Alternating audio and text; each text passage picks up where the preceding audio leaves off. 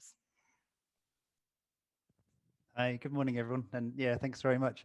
Yeah, I just want to say, yeah, thanks so much to ICMC and for the Share Network around the opportunity of sharing some of the practices. I mean, I think after the year we've all had, ending the year on such a powerful, positive conference is fantastic. So yeah, and also thanks so much to Zaina for joining and sharing her experiences of being in the Voices Network. So I'm just going to spend a few minutes just talking around one of the projects that the British Red Cross has been involved in. For quite a long time inside the UK, we've seen sort of services that are delivered to refugees, or policies that are written for refugees, or media articles that are written about refugees. And often with inside that, there's sort of this perception of passive recipients of services. Excuse me, you need to talk in your microphone because it apparently not loud enough.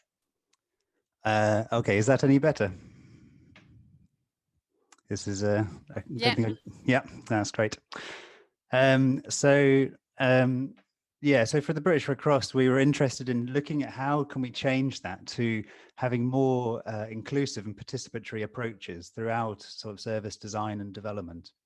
And the Red Cross uses a sort of a definition of co-production, which is largely around sharing power and trying to work collaboratively. So the ladder on the left sort of shows of some of the different engagement techniques that are used from consultation with people, about informing individuals about rights or engagement, to the higher levels of co-production and co-design. And we were interested in adopting some of that principles with inside a project that ran across Europe called the AVAIL program. And this was a program that worked with the Italian Red Cross, the Latvian Red Cross, the Irish Red Cross, and with the Federation of the Red Cross, as a way of testing different participatory approaches in projects to enhance that. So what we did is we did a range of different engagements. There was 8 interventions across 4 different countries. Which included things like a life skills program in the UK, which was designed and delivered by refugees for newly arrived. There was cultural mediation programs in Italy. The Italian Red Cross ran a radio station for newly arrived asylum seekers. There was the Voices program, which Zaina will talk a little bit about today. We ran a program for teaching refugees, teaching languages to host communities. And, in the UK, where sort of language is only sort of, according to the British Council, only 1 in 3 people can have a conversation in another language.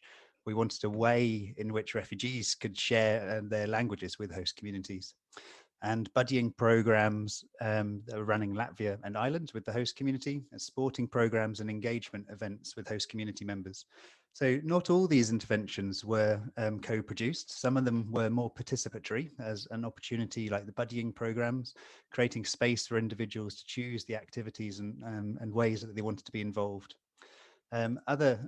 In terms of its overall reach, there was about 1,600 people who were engaged in some of these different activities. About 3/4 of those people were people seeking asylum or refugees inside the programs. So just as one sort of example, I won't talk too much around this at the moment because I know Zaina will share some of her experience. We ran a life skills program inside Wales, which was had peer educators from people through the asylum process to share their experiences for newly arrived people arriving in Wales. And that was a way in which, through the peer education program, people could share some of their own experiences, but also get different perspectives rather than just being around service provision, around what it feels like to work through the systems and the processes that people arrive at. So that was a 5-day-a-week course, 5 courses, 3 days a week for 10 weeks that took place there. We also had research that was running alongside. So there was questionnaires that went out. There was interviews, and there was focus groups in all the countries looking at the different areas of research that took place. And what we found was that through adopting more participatory approaches, it would increase the level of understanding, trust, and empathy inside that, understanding the cultural practices. So, for example, when you're looking at issues of disclosure, then that enabled public services to have a stronger engagement process. There was strong areas about well-being and dignity, looking at skills development, looking at meaningful activities for individuals that was getting involved. Also sort of programs such as buddying programs use the social networks and the social capital within inside host communities to really embed a strong integration process that was taking place. And the other aspect was just around the role of independent support. And it sort of really wanted, it obviously takes time to look at co-production, but the quality of engagement was significantly improved when there was independent support in place rather than letting individuals to take place. I'm just going to pause here very briefly just to show you one of the videos that came out of the program and see if I can share a different screen. 1 second.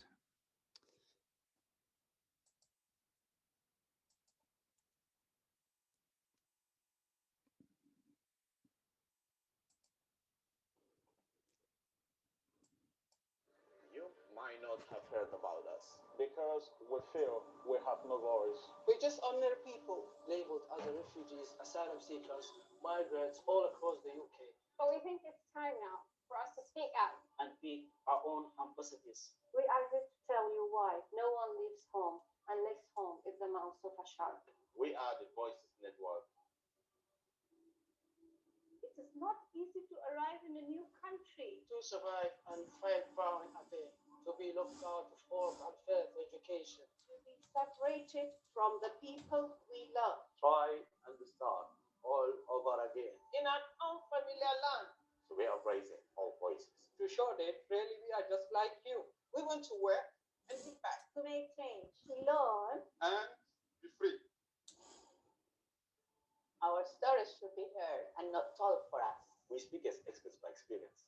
Why not work with us? When you're designing your policies, shaping your new stories, and improving your services. We are supported by the British Red Cross, but we do not represent any organizations. We are independent. We control our identity and our anonymity. We are the Voices ambassadors. We are ready. Are you?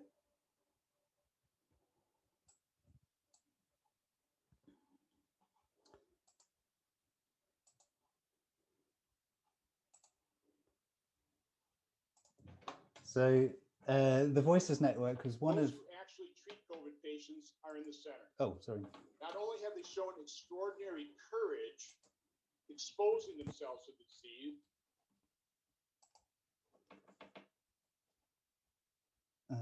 Sorry, let me just...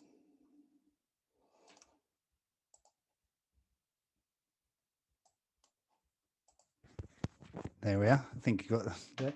So yeah, the Voices Network is the initial project activities were only around providing support and training to 40 Voices ambassadors inside the program. What took place was training of almost 300 Voices ambassadors, and the Voices Network were incredibly sorry, active. Don't forget to speak on your microphone.